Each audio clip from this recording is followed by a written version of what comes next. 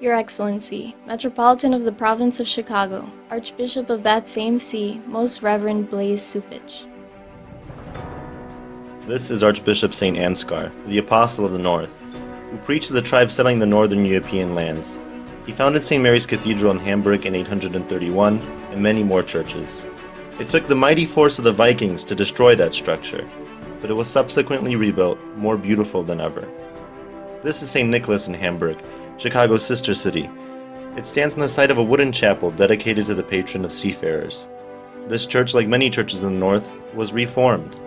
It took the force of the Second World War, the force of bombs and bullets, to take this structure down.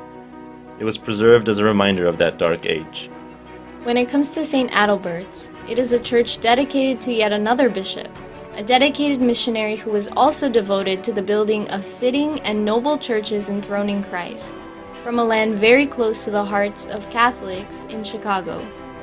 For Adalbert, it took a blow of an axe to end his life, but the church he built and the people he evangelized led to the fortress of faith we know as Poland. Your Grace, St. Adalbert's in Chicago is being taken down not by the forces of a great and tragic war. It only takes a signature to close the doors of this holy and venerable temple, this historic treasure.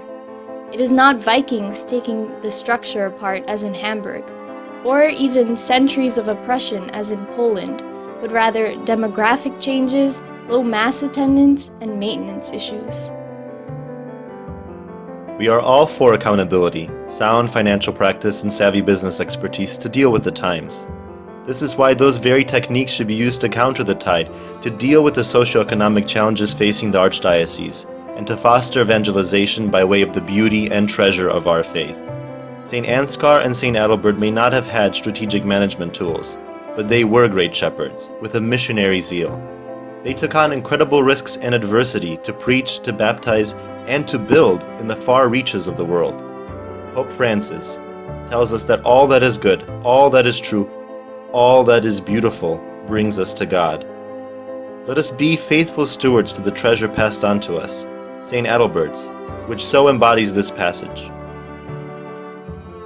Archbishop St. Ansgar's influence reaches not only to the ends of Northern Europe and Scandinavia.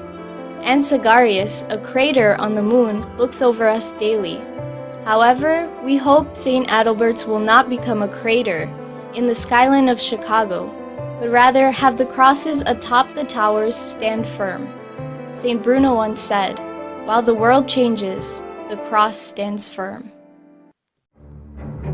Please consider this video to represent yet another multitude of concerned admirers of your see and St. Adalbert's, admirers from Poland and Germany. Moreover, forget not the voices of the parishioners over the 142-year parish history, and the voice of the great church builder Henry Schlacks, who built the great churches Chicago's communities call home, ranging from the Croatians to the Venezuelans. He was one of the leading architects of Holy Name, which shelters your cathedra. It would be a great disservice to us youth, and to future generations to destroy such beauty. It would be a great disservice to the kind people of the city of Chicago to suppress this heritage. Hear the plea of your flock. Through the intercession of St. Adalbert, St. Ansgar, Our Lady of Częstochowa and Guadalupe, we petition and pray for you, dear Archbishop.